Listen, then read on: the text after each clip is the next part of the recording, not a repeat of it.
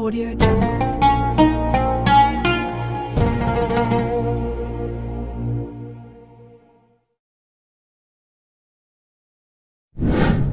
Kebaikan yang pertama, tasahharu fa inna fis sahuri barakah. Bersahurlah kamu karena di dalam sahur ada barakah. Barakah artinya ziyadatul khair. Kebaikan yang lebih. Jadi di antara doa yang diajarkan Nabi SAW, Allahumma barik li ummati fi bukuriha. Berikanlah berkah pada umatku di waktu pagi. Sekarang siapa yang paling cepat bangun pagi, dialah yang paling banyak dapat kesempatan. Makanya ada ungkapan jangan sampai rezeki di patok ayam. Siapa yang paling cepat bangun pagi, dialah yang mendapat banyak kebaikan-kebaikan. Dan di bulan Ramadan, orang Islam adalah orang yang paling cepat bangun pagi karena ada resiko kalau tidak cepat bangun, berarti terlambat makan sahur. Maka kebaikan yang pertama adalah tasahharu fa inna fis sahuri barakah. Yang kedua, berkomunikasi dengan orang pada awal hari dengan sholat subuh berjamaah. Jadi di bulan lain mungkin berat sholat subuh berjamaah. Tapi ketika di Ramadan, sudah masuk hari yang keberapa ini, orang pasti akan terus sholat subuh berjamaah karena terkondisikan oleh keadaan. Setelah makan sahur, tidak lama terdengar suara azan subuh. Sayang kalau nggak ke masjid. Tadi malam juga sudah tarawih, sudah witir. Ya subuh ini ada perasaan nggak enak hati. Nanti ada pengajian dan lain sebagainya. Jadi sholat subuhnya juga insya Allah berjamaah. 3. Wabil ashari hum yastaghfirun. Pada waktu yang paling utama bagi manusia untuk beristighfar. Wabil ashari hum yastaghfirun. Pada waktu sahur itu mereka kata Allah yastaghfirun, beristighfar. Astaghfirullahaladzim, astaghfirullahaladzim, astaghfirullahaladzim. Di hari yang lain mungkin terlambat sampai jam 5.30, sampai jam 6. Tapi di bulan Ramadan orang pasti mendapatkan itu. Wabil ashari hum yastaghfirun. Kebaikan yang keempat, man ahabba yusatalahu fi rizqihi wa yunsa'alahu fi atharihi falyasil rahimah. Siapa yang ingin dipanjangkan umurnya, dilapangkan rezekinya, falyasil rahimahu, hendaklah dia menyambung tali silaturahim. Berapa banyak orang tua bangun pagi anaknya masih tidur, bangun malam anaknya sudah tidur. Satu rumah tapi tidak pernah jumpa. Nah di bulan Ramadan ada kesempatan untuk duduk bersama, makan bersama. Jadi waktu subuh itu maka jangan lagi ada main handphone, nonton TV. Apalagi waktu sahurnya ibunya jam 3, bapaknya jam 4, anaknya hampir azan. Karena kesempatan duduk bercengkerama. Waktu untuk ayah mendengarkan bacaan Al-Fatihah anak. Waktu ibu untuk memberikan nasihat, melapor kepada bapak. Waktu anak untuk curhat kepada orang tua. Suasana hening. Hatinya masih bersih. Catatan pikiran belum kemana-mana. Nah, jadi silaturahim tersambung, duduk di meja makan. Bedakan makan orang Yahudi dengan makan orang Islam. Orang Yahudi makannya diam. Orang Islam makan sambil bercerita. Apa kabar? Gimana? Waktu seorang anak menuangkan air gelas ayah. Waktu seorang ayah menyendokkan nasi ke piring anak. Kapan terakhir? Nah, inilah di bulan Ramadan. Yang kelima, di antara kebaikan Ramadan, sumu tasihhu. Berpuasalah kamu, maka kamu akan sehat. Jadi di bulan Ramadan itu darah orang bersih. Saya mau periksa ke rumah sakit, medical check up. Kata dokter, besok jangan sarapan, Pak. Bapak besok medical check up, jangan makan, jangan minum, jangan sarapan. Karena kalau ada masuk gula, tepung, karbohidrat, garam, darah kotor. Darahnya sudah tidak steril lagi. Bayangkan itu, kita membersihkan ini bukan karena mau medical check up. Bukan 1 hari. 30 hari. Membersihkan darah dari racun-racun. Sumu tasihu. Maka berpuasalah kamu akan sehat. 6. Al-ma'idatu baitu kullida. Al-ma'idatu baitu kullida. Lambung adalah sarang dari semua penyakit. Sarang penyakit ini semuanya berasal dari lambung. Dan ketika bulan Ramadan, sarangnya sedang dibakar. Jadi kebetulan saya bertamu ke rumah jamaah. Diberi saya 1 lembar. Dari kertas itu ada tulisan fasting terapi. Terapi dengan puasa. Jadi orang barat ini tidak makan itu, tapi masih boleh minum. Mereka menyebutnya fasting. Jadi menurut mereka dalam 1 tahun itu mesti ada dikhususkan 1 bulan. Tidak makan berat. Makan ringan boleh. Makan berat nggak boleh. Supaya kolesterol, gula yang ada di badan itu dimakan oleh diri itu sendiri. Jadi diri kita ini memakan diri sendiri. Jadi kalau kita kasih makan, dia makan. Tapi kalau tidak kita kasih makan, dia memakan diri kita. Di badan kita ini ada kelebihan gula, diabetes, ada kelebihan kolesterol, ada kelebihan asam lambung, ada kelebihan asam urat. Nah, ini kelebihan-kelebihan ini dimakan oleh diri kita sendiri karena kita tidak makan. Jadi dengan demikian, kita tidak makan, maka kelebihan-kelebihan yang sudah berubah menjadi penyakit-penyakit itu dimakan oleh diri sendiri. Dan kita disehatkan dengan kata-kata hikmah. Al-ma'idatu baitu kullida. Lambung adalah obat, adalah sarang dari semua penyakit. Berikutnya 7. 7, ketika kita tidak makan, tidak minum, tidak masuk gula, maka badan ini lemah, emosi naik. Ketika emosi naik, tidak terkendali. Maka di bulan Ramadan orang Islam mengendalikan emosi yang memang susah dikendalikan. Kalau mengendalikan emosi dalam keadaan kenyang itu biasa. Tapi dalam keadaan lapar, gula turun, badan lemah, emosi naik, dan bisa dia mengendalikan.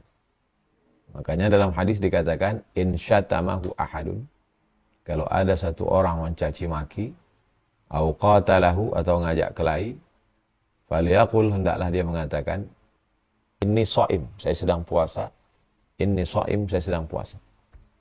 Dalam keadaan lapar, haus, gula turun, emosi naik, tapi dia tetap masih bisa kontrol, dan dia katakan, inni shaim, saya puasa, saya puasa.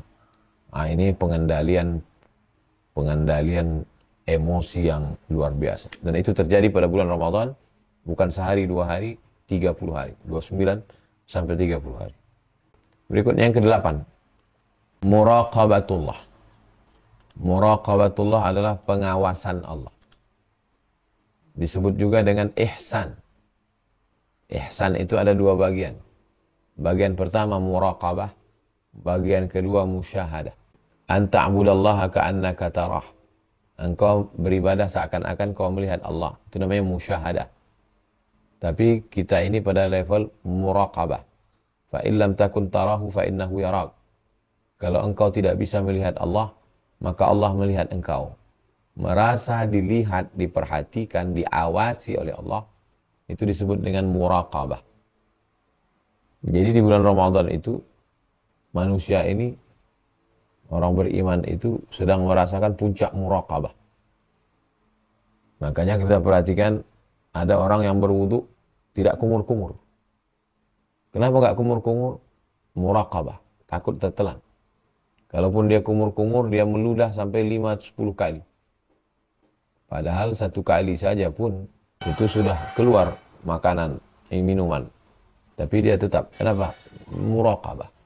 Merasakan, diperhatikan oleh Allah Subhanahu wa ta'ala.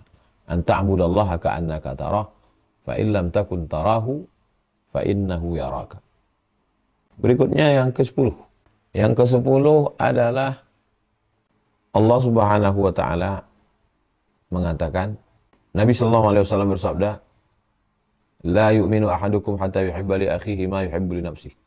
Kamu tidak akan mendapatkan level iman yang sempurna sampai kau merasakan apa yang dirasakan saudaramu. Nah, kesempurnaan iman dengan merasakan perasaan orang lain itu pada Ramadan. Lapar. Lapar itu tidak bisa didefinisikan. Lapar itu hanya bisa dirasakan. Cobalah merangkai kata apa itu definisi lapar. Tidak bisa. Makanya seminar tentang kelaparan, tapi yang membicarakannya orang-orang kenyang. Dia tidak merekomendasikan apa-apa.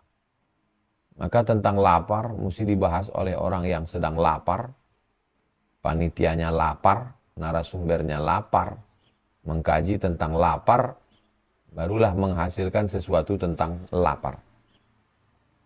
Itu kita menyebutnya sebagai bukan hanya sekedar kasihan, tapi juga bukan sekedar simpati, tapi lebih tinggi daripada itu adalah berempati. Kalau simpati itu hanya sekedar, oh kasihan. Tapi kalau empati, ada action. Maka orang memberikan buka puasa. Man fattara sa'iman. Siapa yang memberikan buka puasa kepada orang yang berpuasa, kana lahu mithlu ajri sha'im. Maka dia sama seperti orang yang berpuasa. Dari mana orang bisa mengeluarkan uangnya? Karena dia sudah merasakan perasaan orang lain. Kamu lapar, saya pernah lapar. Kamu lemah, saya pernah lemah. Maka yang kamu rasakan itu adalah perasaan saya. Bedanya kamu lapar ada batasnya. Bedanya kamu lapar, wahai saudaraku, ada batasnya. Tapi saudara-saudara kita yang ada di Gaza, yang ada di wilayah dusun terpencil, tertinggal, itu nggak ada batasnya. Mereka lapar terus. Nah, jadi bagaimana kita merasakan perasaan orang lain, berempati. Empati itu berawal dari rasa.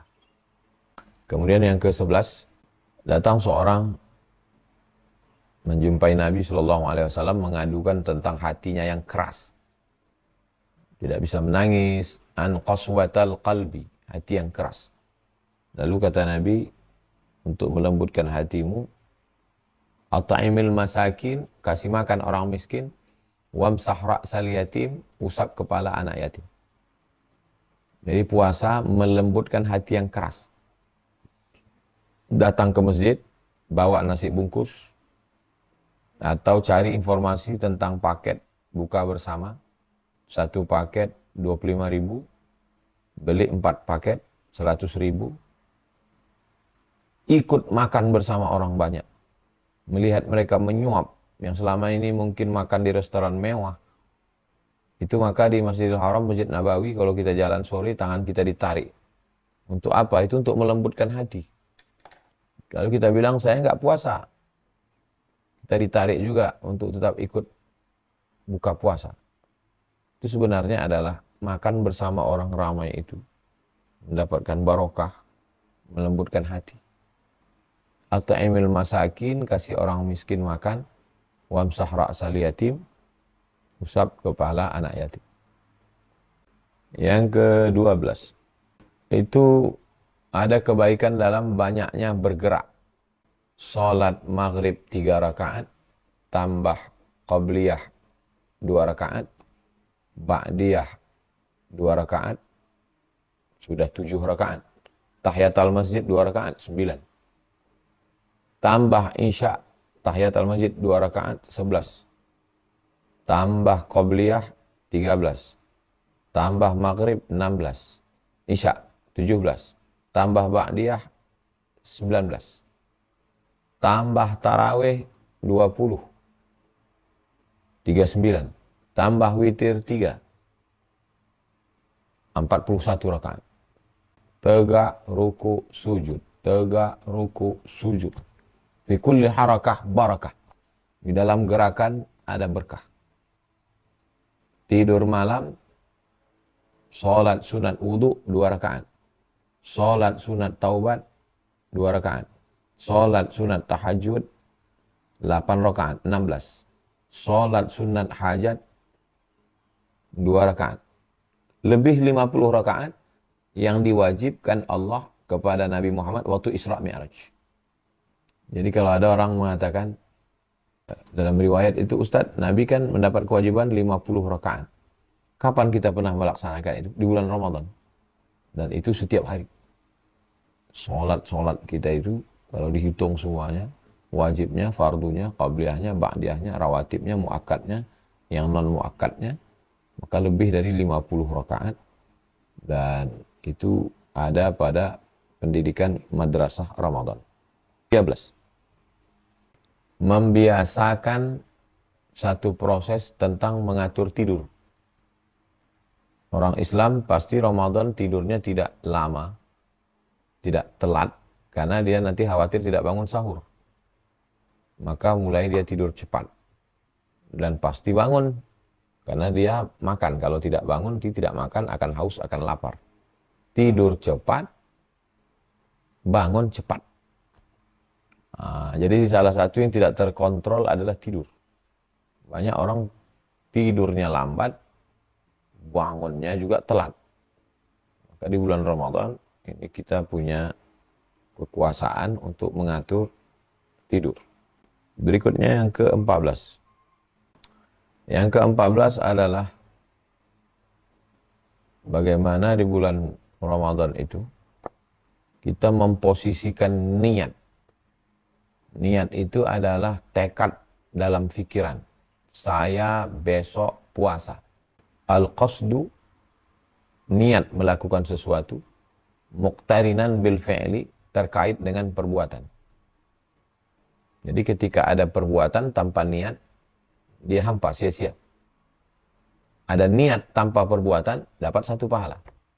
Saya niat tahajud. Ketiduran, berarti tidurnya itu sedekah dari Allah.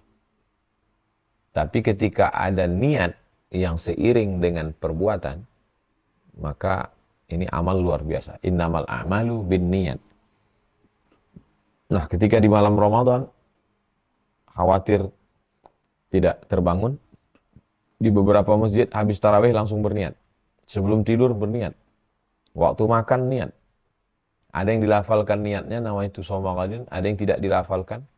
Mahallun niyati al-qalbu. Tempat niat adalah qalbu, hati. Adapun diucapkan di lisan untuk menguatkan hati. Innal kalama la fil fuadi. Sesungguhnya kalam itu letaknya di hati. Wa innama ju'ilal lisanu 'alal fuadi dalila.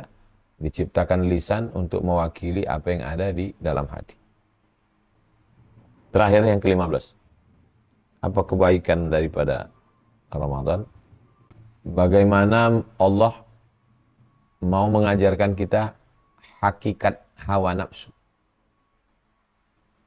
Mau makan ini, mau minum ini, mau buka puasa pakai ini. Tapi begitu masuk 2-3 kurma, seteguk air, hilang. Begitulah hakikat nafsu itu.